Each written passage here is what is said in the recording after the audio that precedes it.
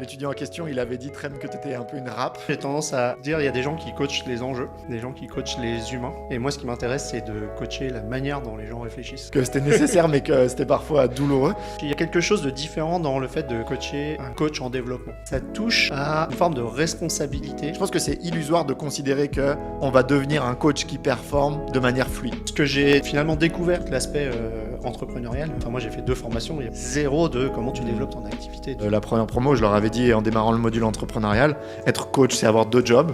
1, être coach. 2, être entrepreneur. Je vois beaucoup de coachs que je vais dire lambda. Moi, j'ai eu la chance de faire des formations et d'être accompagné par des gens que je qualifie d'exceptionnels. Et ce que ces gens-là m'ont donné, j'ai envie de le retransmettre à ma manière, dans la façon d'être coach et de faire du coaching. Salut Tremor, merci infiniment d'avoir accepté mon invitation. Moi, je suis ravi de t'accueillir dans ce podcast, puis ça fait beaucoup de sens. En toute transparence, on se connaît depuis longtemps, tous les deux. Donc, c'était une évidence au moment de réfléchir à qui pouvait m'accompagner dans l'aventure des sommets du coaching que de te solliciter. Donc, je m'attends à ce qu'on en discute longuement aujourd'hui.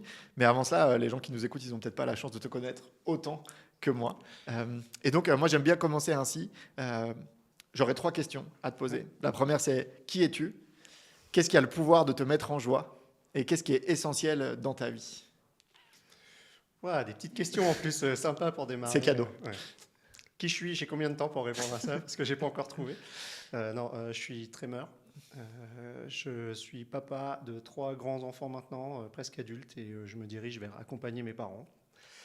Je suis marié à Valérie depuis, je ne sais pas, 20 et quelques années, mais ça fait 30 ans qu'on se connaît. Et je suis professionnellement coach et consultant dans les organisations. Voilà, si je résumais ça en quelques mots. Trop bien. Le pouvoir de te mettre en joie est l'essentiel. Ce qui me met en joie, le truc qui me fait vraiment kiffer, c'est quand je suis en haut d'une montagne, en plein milieu de la semaine, avec plein de poudre pour descendre, et que je me dis, je pourrais être au taf. Ça, c'est le kiff. Et sinon, c'est passer du temps avec les potes et la famille. Ok. La notion d'essentiel. Ce qui est essentiel pour moi, la santé, la non-violence et le respect des humains et de la planète qui les héberge. Ça nous donne un petit aperçu de l'humain que tu es, justement. Et pour se lancer, moi, je serais assez désireux que tu nous en dises plus sur comment le coaching est arrivé dans ta vie. Qu'est-ce qui t'a amené à t'y intéresser? Ok. J'ai découvert l'agilité en 2001, au moment où c'est sorti, avec un prof, mais vraiment sur les aspects techniques. Je faisais du développement logiciel à l'époque. Donc je me suis formé à ça et auto-formé. Et quand je suis arrivé à Pixis à Montréal en 2009 pour faire ça à temps plein, en tant que ce qu'on appelle Scrum Master, on pourra expliquer peut-être plus tard si c'est nécessaire, mais c'est un rôle vraiment d'accompagnement et de facilitation pour les équipes. J'ai eu la chance d'être accompagné dans l'organisation par des parrains, mais qui agissaient comme coach. Et ça m'a fait vraiment connecter à ça et me rendre compte que c'était vraiment le truc qui me donnait envie, vraiment, vraiment. Et où j'étais naturellement bon. En fait, je me suis senti... c'était naturel pour moi les premières fois que je suis intervenu sous la forme d'une posture de coach. Et c'est comme ça que j'ai commencé des formations de 3 jours et puis 2 formations d'1 an qui m'ont amené à des certifs. Ouais. C'était en 2010-2011. Ok. Et j'aimerais bien revenir sur cette notion de naturel, parce que je vois beaucoup de gens là depuis que je vais à l'école qui me disent mais comment on sait si c'est fait pour moi, etc. Et je suis curieux de toi, c'est quoi les indicateurs qui t'ont amené à voir qu'il y avait une notion de naturel, d'évidence là derrière? J'ai eu des feedbacks sur le fait que j'écoutais déjà, sans essayer de trouver des réponses ou d'amener mon truc à moi. Donc ça, j'avais des feedbacks de ça. Et l'autre aspect, c'est que quand les gens ils me posaient des questions, même si je savais, j'avais naturellement pas envie de donner de réponse et plutôt de reposer des questions. Donc quand tu es consultant, ça marche. C'est pas toujours le truc qui va bien, mais en tant que coach, c'est super pratique. C'est vraiment ce truc-là. Je me suis retrouvé à accompagner des gens qui avaient beaucoup d'expérience, plus d'expérience que moi dans le métier, et me mettre justement dans une posture où je les questionnais, mais avec beaucoup de curiosité, beaucoup de et beaucoup d'écoute de ce qu'ils vivaient. Ok. Et c'est comme ça que je me suis dit, mais en fait, je le fais tout seul. En fait. Je me force pas comme j'entends certaines personnes dire, il faut que je me force pour écouter, il faut que je me force pour poser des questions ouvertes, des choses comme ça. Moi, elles étaient comme ça. Et à quel moment justement je sens que c'est naturel, puis je le fais plutôt pas mal instinctivement. Quel a été le déclic où tu t'es dit, je suis prêt à passer le cap de me professionnaliser sur cette pratique? J'ai toujours été dans une dynamique où je m'entoure de gens plus forts que moi.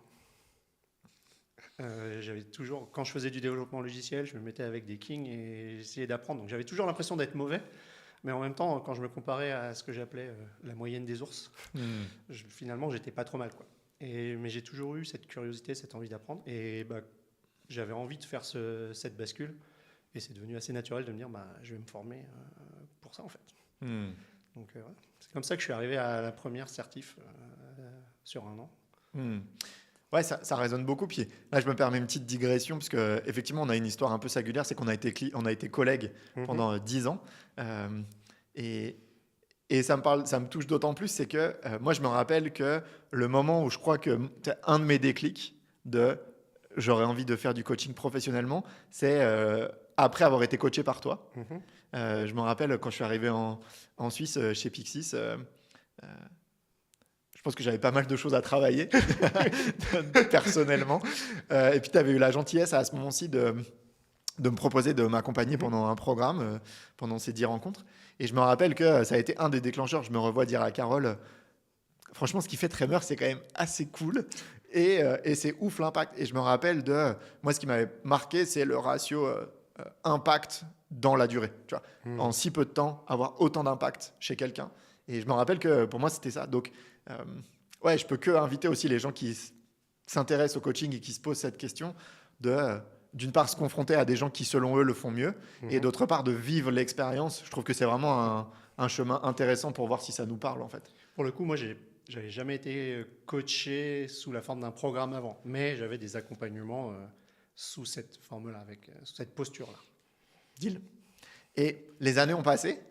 Donc aujourd'hui, je pense qu'on peut te qualifier de coach expérimenté, qui a quand même un paquet d'heures au compteur. Et moi, je suis curieux, en quelques mots, comment tu pourrais nous décrire le coach que tu es? C'est quoi les angles avec lesquels tu aimes pratiquer, les thématiques autour duquel tu aimes pratiquer, la couleur de coach qui est la tienne? Comment tu nous décrirais ça? Moi, j'ai tendance à dire qu'il y a des gens qui coachent les enjeux, des gens qui coachent les humains. Et moi, ce qui m'intéresse, c'est de coacher la manière dont les gens réfléchissent. Donc, c'est vraiment comment ils structurent leurs pensées, comment ils structurent le sens qu'ils donnent à l'expérience. Et moi, je m'aperçois que j'ai de l'impact quand je coach ça. En fait, quand je vais chercher, ce qui m'intéresse, c'est d'observer les schémas qui se reproduisent et ce que les gens ne voient pas. En fait, j'aime coacher dans les zones aveugles. C'est un peu le métier du coach à la base, mais voilà, c'est ça qui m'intéresse. Donc, ce qu'on dit de moi, je ne saurais pas déterminer ma couleur, mais ce qu'on dit de moi, c'est, et tu l'as évoqué, c'est avec des fois 2-3 questions qui semblent sortir de nulle part. Ça fait des grands silences et des grosses réalisations. Donc, je dirais, il y a de ça. Moi, c'est vraiment permettre aux gens de reconfigurer la réalité qu'ils créent. Ouais, et puis justement, moi je me rappelle, ça m'avait marqué, le nom de ta boîte, je trouve, il représente ça.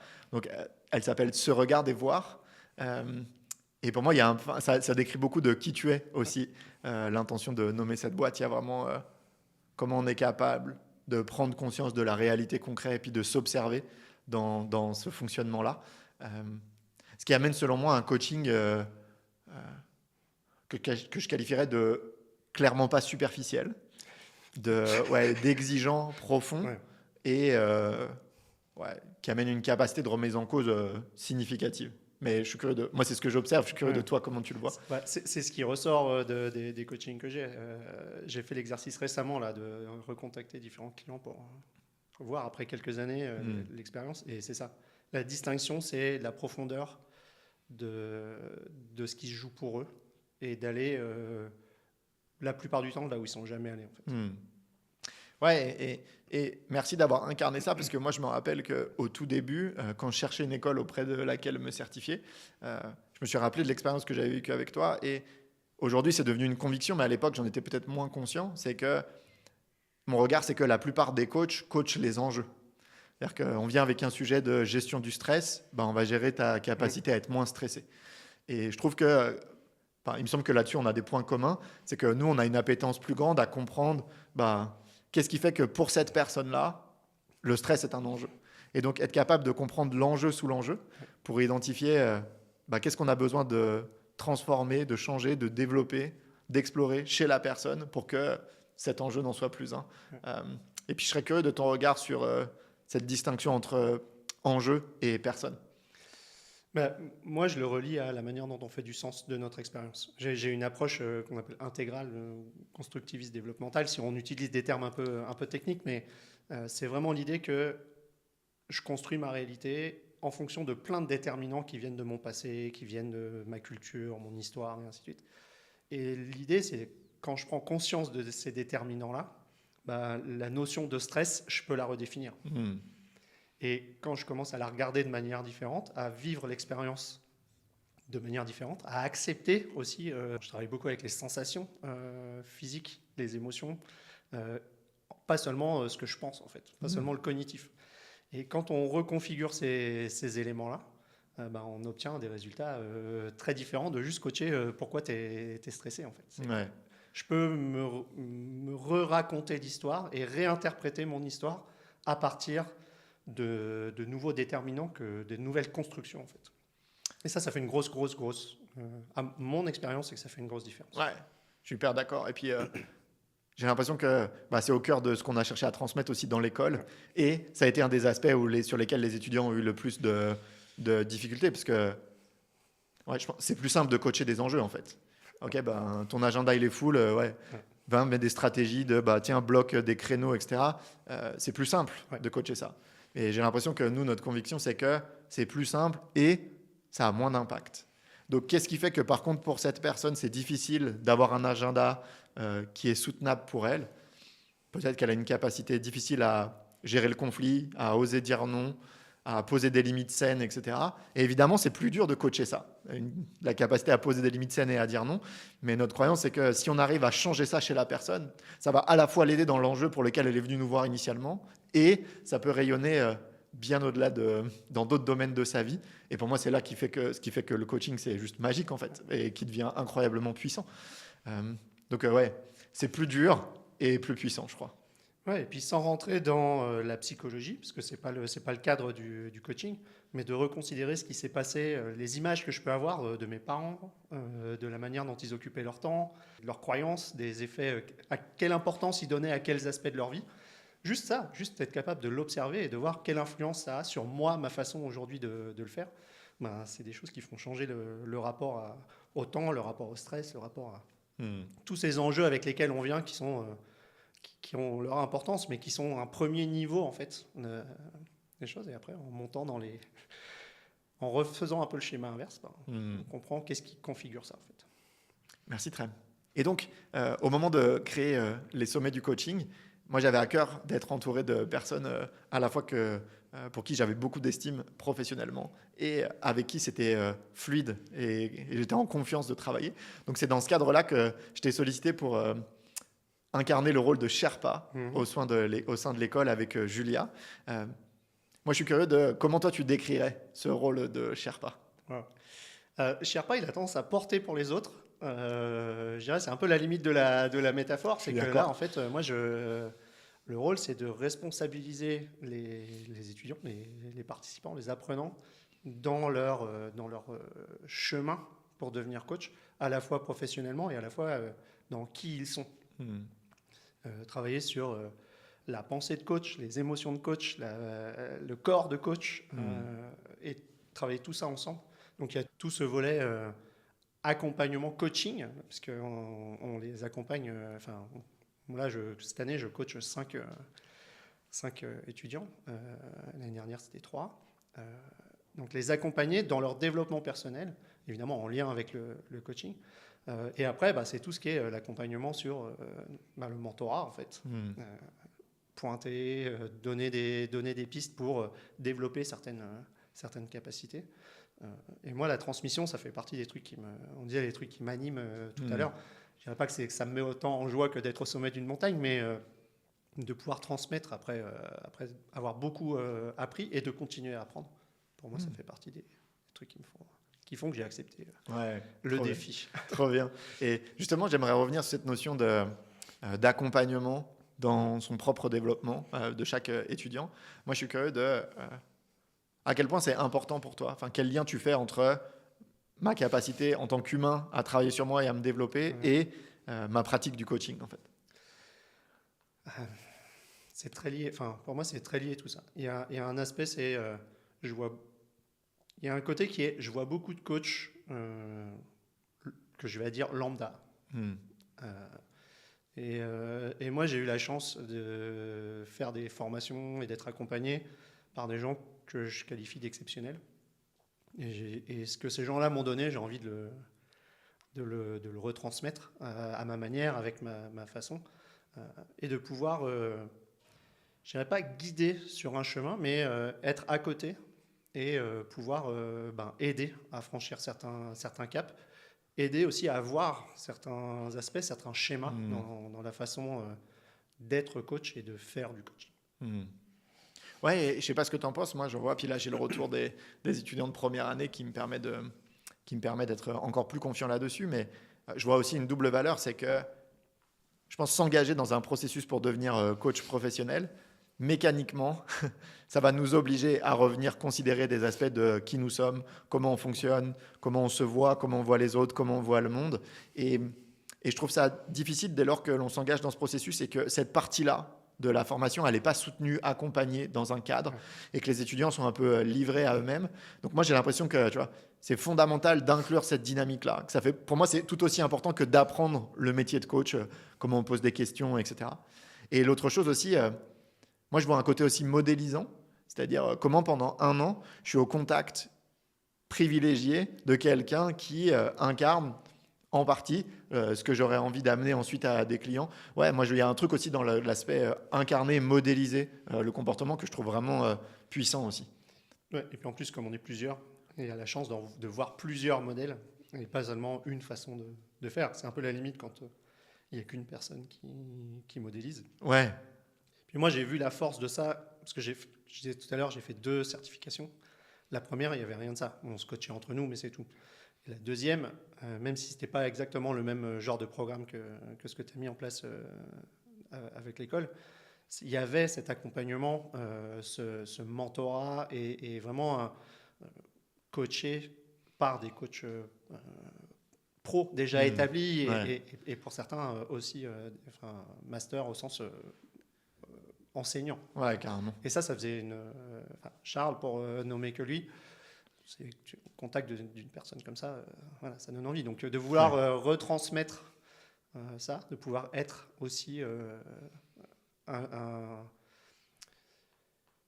j'aime pas le côté modèle, j'aime le côté modélisant. C'est l'activité de modéliser. Absolument. Pour moi, il y a quelque chose dans l'aspect modèle que j'aime pas trop, mais dans l'aspect modélisant, je trouve que c'est intéressant et de prendre des morceaux comme ça. Et un des trucs, c'est l'aspect de pratique délibérée, de pouvoir se dire, ok, je regarde ça chez telle personne, que ce soit moi en tant que prof, chez l'étudiant ou moi chez un autre coach, pour continuer à progresser, ça fait partie des choses clés et qui jouent dans cette dynamique. Ouais, carrément. Ouais. Puis, en lien avec ce que tu évoques, moi, je me rappelle d'une conversation qu'on avait eue avant de démarrer l'école, où je t'avais dit, c'est quoi les pièges dans lesquels toi, tu ne voudrais pas qu'on tombe, ou qu'est-ce que tu voudrais éviter? Et tu m'avais dit, je ne voudrais pas qu'on tombe dans le truc de un peu le gourou de l'enseignant. Tu sais, je me rappelle, ça m'avait marqué ça. Et moi, j'étais très attentif à ça, à quel point, oui, c'est clair que les étudiants, ils vont passer une majeure partie de leur temps d'apprentissage du coaching avec moi. Et pour moi, c'était précieux de mettre de l'énergie à ce qu'ils puissent avoir accès à une autre manière de voir le métier, de le pratiquer, à quels autres aspects, eux, ils sont attentifs, à une autre couleur de coach, une autre manière. Pour moi, c'est vital presque, c'est indispensable dans un cheminement. Donc, merci d'être venu un peu balancer ou amener une autre polarité par rapport à ce que je peux être, parce que je nous trouve assez complémentaires dans nos fonctionnements. Donc, ça, c'était cool. Ouais. Moi, je sais que j'ai une sensibilité particulière à ce truc-là du gourou. Là. Ouais, Et pour le coup, on voit que ça vient super vite, même quand tu le veux pas. Parce que si on regarde la première XP Ouais. du nouveau groupe, la séance de clôture, Ouais. on a vite fait de tomber dans Ouais, ce truc-là. carrément. C'était extraordinaire. Et puis, tu l'as démonté un petit peu le truc. Et j'ai trouvé ça cool. Mais on voit à quel point Ouais, c'est un truc qui les peut aller gens vite. projettent Ouais, c'est sûr. vite des choses Ouais. Ouais. et on peut vite tomber dans le truc. Quoi. Mhm. C'est super agréable de recevoir tout ça. Ouais, c'est très flatteur. Ouais, c'est très flatteur. Mais moi, ça m'avait structuré, tu vois. Quand tu m'as dit, fais attention, Tom, ne tombe pas là-dedans. C'est pour ça qu'effectivement, à la fin de la première expédition, là, j'ai pris un temps pour leur nommer explicitement à quel point l'opposé de ce qu'ils voyaient de beau chez moi était vrai aussi, justement pour avoir une vision équilibrée aussi de la personne qui les accompagne. Ok, et à quoi ça ressemble concrètement, je vais pas dire ton quotidien parce que tu y passes pas tous les jours, mais à quoi ça ressemble ton activité concrètement de Sherpa au sein de l'école? Alors oui, c'est pas tous les jours, heureusement. Concrètement, ça ressemble. Là, je vais démarrer avec les nouveaux, le programme. Donc, on va démarrer les 10 séances. On n'a pas 10 séances, on a 8 séances au total. Donc, il y a une première rencontre là, qui a lieu à partir de la semaine prochaine avec chacun d'eux. Je leur propose derrière, on co-construit ce qu'on appelle le plan, mais qui va nous accompagner au fil des séances. Donc il y a vraiment ce truc-là. Donc ça va être des séances toutes les 3 semaines, un mois, jusqu'à la mi-mai, enfin début mai à peu près, je pense, c'est ce qu'on a prévu. Donc ça leur laisse du temps après aussi de mettre en application tout ce qu'ils auront intégré dans leur être coach, dans leur pratique avec eux, leurs clients. Donc ça, je trouve que c'est intéressant. C'est un des changements qu'on a fait là, cette année. Et je trouve que je suis curieux de voir l'impact que ça va avoir sur la fin, parce que je pense qu'il y a une vraie valeur à ce rythme-là. Et puis l'autre aspect, c'est de recevoir un certain nombre de travaux tout au long de l'année et de donner des feedbacks. Donc c'est écouter des audio ou vidéo, et leur donner du feedback sur la manière de coacher. Donc ce qu'ils ont vu, ce qu'ils ont fait, mais aussi justement ce qu'ils ont peut-être pas vu ou pas fait. Et c'est surtout là en fait et puis moi j'aime bien donner des tips. Voilà, il s'est passé ça, tu as choisi ça, ok, cool. Et qu'est-ce qui t'a fait choisir ça? Donc, les faire conscientiser ce qu'ils ont fait et conscientiser ce qu'ils n'ont pas fait. C'est la partie la plus difficile. Ouais, j'ai l'impression que moi, ça a été, de ce que j'observe, un des steps de progrès les plus conséquents, la capacité à s'engager dans une pratique très régulière. Nous, on veut qu'ils coachent tout le temps. La capacité à leur donner du feedback très précis sur des bases régulières et qu'ils aient la capacité très vite, après avoir reçu le feedback, de pouvoir s'ajuster en repratiquant de nouveau. Ouais, j'ai l'impression que ça a été aidant, en tout cas, d'offrir ce cadre-là. Ouais, et puis ce que moi je trouve cool, c'est que nous on prend le feedback aussi et on adapte. C'est-à-dire que déjà cette année on fait des changements par rapport au feedback qu'on a reçu l'année dernière, justement sur le rythme des feedbacks, sur la manière de les donner. Et je pense que ça fait aussi partie du truc. Après, derrière ça, il y a le côté soutien et challenge. Et j'ai beaucoup aimé l'image de la rap apportée par un des étudiants l'année dernière, parce que c'est vrai qu'à certains moments, notre rôle, il consiste aussi à challenger des fois assez solidement quand il y a des choses qu'on voit ancrées et qui semblent ne pas être au service du coach qui est en train de se développer, et en même temps de supporter complètement la personne là où elle est, avec ce qu'elle vit et ce qui peut être simple ou moins simple pour elle. Et donc justement, en lien avec ce que tu partages, moi il y a une situation que j'aimerais qu'on évoque tous les deux, c'est avec beaucoup d'amour pour cet étudiant, parce qu'on a passé mécaniquement beaucoup de temps avec lui, et ça s'est très bien terminé. Mais il y a eu un étudiant dans la première année pour qui ça a été, le mot qui vient c'est difficile, je pense, qui nous a amené à nous questionner beaucoup sur justement cette polarité entre soutien et challenge. Moi je serais curieux de ton regard par rapport à cette situation. Je peux te partager déjà comment moi je l'ai vécu, parce que je suis habituellement quelqu'un qu'on qualifie plutôt du côté support. Et donc, d'être dans le challenge solide et sur de la durée, pour moi, c'est un aspect d'effort déjà. Et donc, je me pose, quand je suis dans cette posture-là, le fait de l'effort, ça m'amène à réellement me poser beaucoup de questions. Jusqu'où je vais? Est-ce que c'est toujours au service? Et ainsi de suite. Et là, il y avait vraiment cette dynamique de je donnais des feedbacks, j'avais l'impression que ce n'était pas toujours reçu, ou il y avait des pas reçus comme moi avec l'intention, et donc ça m'amène à me remettre en question en fait aussi, et ça je trouve que c'est super important. Et maintenant, bah, c'est justement comment on accompagne pour le coup la personne, et là je trouve qu'on a pu être solide sur, bah voilà, et ça c'est ok, ça ne l'est pas, mais la façon dont on le transmet, on essaye de le transmettre à peu près comme on le transmet à tous les autres. C'est quoi l'effort aussi pour aller dans les deux sens, c'est-à-dire comment est-ce que je suis prêt à accueillir ce qui m'est donné. Ouais. Et ça, c'est difficile, en fait. Ouais. Parce qu'il y a des choses qui peuvent remettre des aspects en question, des aspects personnels. Absolument. Sur la façon d'être, la façon de faire. Et c'est pas toujours simple. Ça prend du temps. Et là, je trouve à certains moments, on aurait pu le gérer différemment, mais on a constamment été en contact. On s'est été en contact, nous aussi. On a donné différents feedbacks à différents moments, offert différentes choses.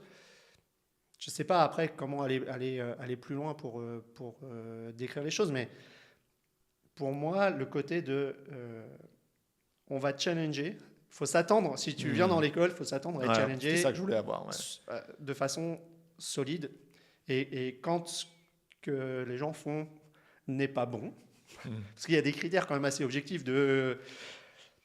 Tu es capable de réutiliser ce que ton coaché t'amène ou t'amène ce que toi tu as envie d'amener en tant que coach, ça s'entend en fait dans le coaching. Et quand c'est là, alors c'est pas spécifiquement ce que la personne faisait, mais quand c'est là, on le dit. Ouais. Et si à la deuxième fois ça change pas, on le redit. Ouais. Et on le redit de façon plus insistante. Et on va modéliser, on va donner des astuces pour sortir de ça. Mais à un moment donné, c'est des attentes. Et si ces attentes-là, elles sont pas là, ça marche pas. Et là, pour le coup, derrière, c'est pratiquer, quoi. Ouais, en tout cas, moi, merci. Et ce que je trouve intéressant dans ce que tu amènes, c'est que, en fait, je pense que dès lors que l'on a mis, dès le début de l'année, au clair que pour nous, ce qu'on voulait, c'était amener des gens le plus proche possible d'exceller dans leur pratique et qui sont tous d'accord avec ça, dès lors, pour moi, ça légitime le fait que derrière, ok, si c'est ça que tu veux faire, comme tu le dis, il y a des éléments qui sont non négociables sur lesquels il faut avoir un certain niveau. Et effectivement, cette capacité à recevoir qu'on n'est peut-être pas encore alors qu'on le pensait à ce niveau-là, il y a des étudiants pour qui c'est très fluide, etc. Et puis pour d'autres, et je le comprends aisément, ça pique plus. Il y a eu cette image de l'étudiant en question, il avait dit Trem que tu étais un peu une râpe, que c'était nécessaire mais que c'était parfois douloureux. Et en fait, moi je pense qu'il y a aussi ça dans son parcours. Je pense que c'est illusoire de considérer qu'on va devenir un coach qui performe de manière fluide. Tu vois, je pense que c'est impossible. En fait, je dirais pas, je pense que c'est impossible qu'à un moment donné, ça vienne pas nous confronter sur un élément sur lequel ça va gratter fort, quoi. Même quand c'est naturel. Même quand c'est naturel, tu as raison. Et donc, nous, notre rôle, c'est de se poser la question, est-ce que c'est plus du soutien ? On s'est posé cette question beaucoup pour cet étudiant. Est-ce que là, c'est quelqu'un qui mérite d'être plutôt soutenu face à cet écart par rapport à l'attendu ? Ou bien est-ce que c'est quelqu'un qui mérite d'être challengé fort dans ses croyances, ses convictions, etc. Et donc, comme tu l'as dit, soyez conscients qu'en rentrant au sommet du coaching, on ne va pas caresser toujours dans le sens du poil et on le fait toujours avec l'intention c'est ce qui est le plus au service du développement de l'étudiant, quoi. Mais ça nous a quand même valu quelques heures de conversation sur qu'est-ce qui est juste, comment on l'amène à voir, etc. C'était quand même c'était exigeant quand même, je trouve. Mais ce que je trouve intéressant, c'est qu'on se garde garder en check, on se surveille aussi, nous, mutuellement dans ce truc-là. Et on prend aussi le feedback, justement, parce qu'il nous a aussi donné du feedback de ce qui était dans ce qu'on donnait, ce qui était plus facile, plus difficile. Et on fait aussi des adaptations dans ce sens-là. Mais moi, je trouve que c'est ça aussi, c'est que c'est pas seulement amener les étudiants à se remettre en question, c'est aussi être nous capables de garder ça et de se remettre en question et d'aller chercher entre nous, mais aussi à l'extérieur avec la supervision ou avec d'autres collègues coachs. C'est clair.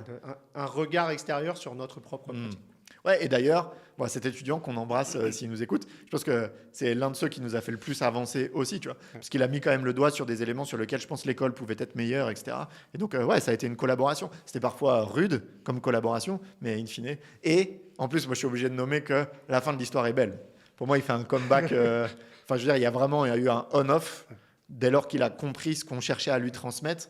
Sa pratique a explosé, en fait. Et finit en étant diplômé, ce qui ce qui était de loin pas gagné, et on lui avait rendu transparent au milieu de l'année déjà.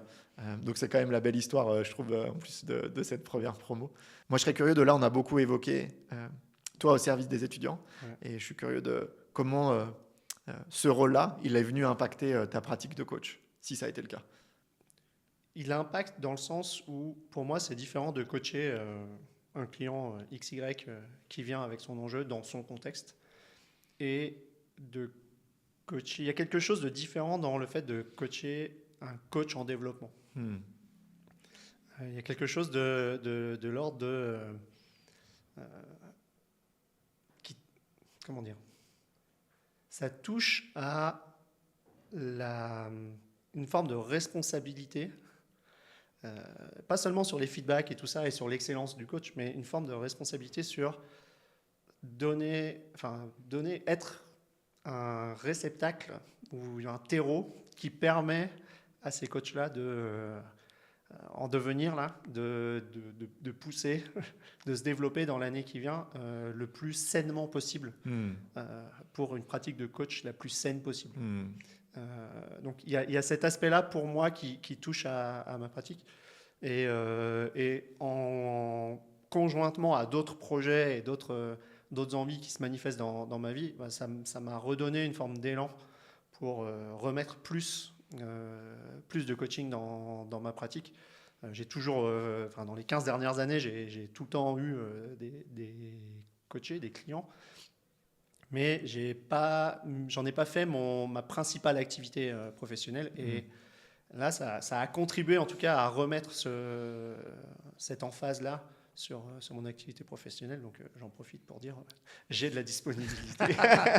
Allez, c'est cadeau. Puisqu'un micro m'est ouvert. C'est cadeau. C'est cadeau. Merci pour ce volet sur ton rôle de Sherpa. À présent, moi, et pour aller vers la dernière partie de l'épisode, je serais intéressé d'ouvrir une conversation autour de qu'est-ce que ça veut dire en 2025 que de former des humains à devenir coach professionnel. Et peut-être ma première question est assez large, mais après cette expérience d'un an là, au sein de l'école, quel est ton regard aujourd'hui sur ce que devrait être la formation de coach professionnel? Quels sont les piliers aujourd'hui qui te semblent à toi structurants et non négociables? Pour moi, le non négociable, c'est l'accompagnement. Enfin, être coaché pendant l'année où je suis en train de me former pour devenir coach. Et être coaché avec dans des choses, dans des enjeux qui touchent à ça. C'est pas être coaché sur c'est quoi le sens de ma vie pour les 20 prochaines années, ou un enjeu que j'ai sur une autre activité, parce que la plupart des gens sont en transition vers le coaching. Et tu auras un exemple de ce que c'est pour toi un enjeu qui est lié à la personne, mais qui se rattache directement à sa pratique de coach? Un des exemples, c'était de travailler sur la confiance en soi pour ouvrir l'espace à ce que les autres puissent développer leur propre confiance en eux. Si moi, en tant que coach, je véhicule tout un tas de craintes et des choses comme ça, il y a peu de chances que je sois un coach qui ne transmette pas d'une manière ou d'une autre, souvent inconsciemment, ces choses-là à mes clients. Donc pour moi, c'est clé. Un autre exemple, c'est la notion de contrôle. Si moi, j'ai besoin de contrôler tout ce qui se passe, le coaching, c'est un truc hyper émergent. Enfin, ma définition du coaching, c'est que c'est un truc hyper émergent. On doit travailler avec ce qui est et surtout pas avoir un agenda pour notre client, ou en tout cas une volonté qu'il arrive à un point A ou un point B à un moment donné. Si je suis control freak, ça va pas le faire. Ouais. Ça va être compliqué en tout cas. Donc pour moi, c'est ce genre d'enjeux hyper clair qui vont être clés à travailler, quoi. Ok, donc formation au coaching pro, pour toi, ça implique la capacité d'être accompagné sur ces aspects-là. Quel autre pilier est-ce que tu verrais? Ce que j'ai finalement découvert avec ce que tu as monté, c'est tout l'aspect entrepreneurial, qui est clairement pas... Enfin, moi, j'ai fait 2 formations, on parlait zéro de comment tu développes ton activité de coach. Et aujourd'hui... tu as étudié, tu as pensé pas mal de trucs, c'est quand même une des difficultés. Moi, j'ai eu cette chance que j'ai inclus le coaching dans d'autres activités et j'ai jamais eu à développer une activité. On venait nous chercher pour d'autres activités, on mettait le coaching au milieu de tout ça. Donc, j'ai pas vécu ce côté-là et du coup, j'ai tout le temps fait du coaching sans sans chercher à développer fortement cette activité. Donc cette capacité à développer une activité, elle est super forte. Et pour moi, c'est malheureusement pas pour tout le monde. Des gens qui arrivent du monde du salariat et qui n'ont jamais vécu l'entrepreneuriat et le fait que tu sais pas à la fin du mois si tu vas avoir à manger dans ton assiette. Je caricature un peu, mais il y a quand même de ça. Ouais, et cette pression-là, typiquement, ça c'est un des enjeux sur lesquels on peut accompagner aussi les étudiants au cours de l'année. Parce que ce shift-là, il est pas simple. Alors, moi, ça fait des années que je vis avec ça, parce qu'on a toujours été dans une forme quand on bossait ensemble, on n'était pas indep, mais on était dans une forme d'entrepreneuriat qui n'était pas des... Voilà, si nous, on n'allait pas chercher nos clients, il n'y avait pas de business, hein, et on n'avait pas des commerciaux, on n'avait pas de RH, on se débrouillait. Clairement. Et donc, voilà, pour moi, ça fait partie des piliers.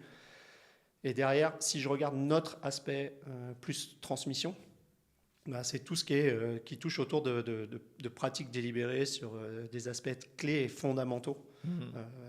La précision des feedbacks qu'on peut donner, le travail autour de ça qui est pour moi le troisième élément essentiel, c'est-à-dire pratiquer, recevoir du feedback, pratiquer. Merci. Je pense qu'à croire qu'on s'était un peu synchronisé, parce que pour moi, tu viens de lister les 3 piliers des sommets. C'est un peu pour ça que je suis quand même aussi dans... Ça tombe pas mal. Ouais, ça tombe pas mal. Donc, si j'avais pas adhéré à ces trucs-là, peut-être que je serais pas là, en fait. Ouais, non, mais pour moi, c'est un développement personnel de l'humain, capacité à vivre de son activité et excellence dans sa pratique. Pour moi, c'est vraiment les 3 piliers sur lesquels aujourd'hui, c'est impossible de faire abstraction de l'un de ces 3. Et puis, on ne le rappellera jamais assez, mais je me rappelle aux étudiants de la première promo, je leur avais dit en démarrant le module entrepreneurial, être coach, c'est avoir 2 jobs. 1, être coach. 2, être entrepreneur. Et aujourd'hui, pour moi, c'est suicidaire de se lancer dans le coaching en croyant qu'il suffit de développer le coaching pour pouvoir en vivre. Donc, merci d'avoir partagé tout ça. Ça fait beaucoup de sens.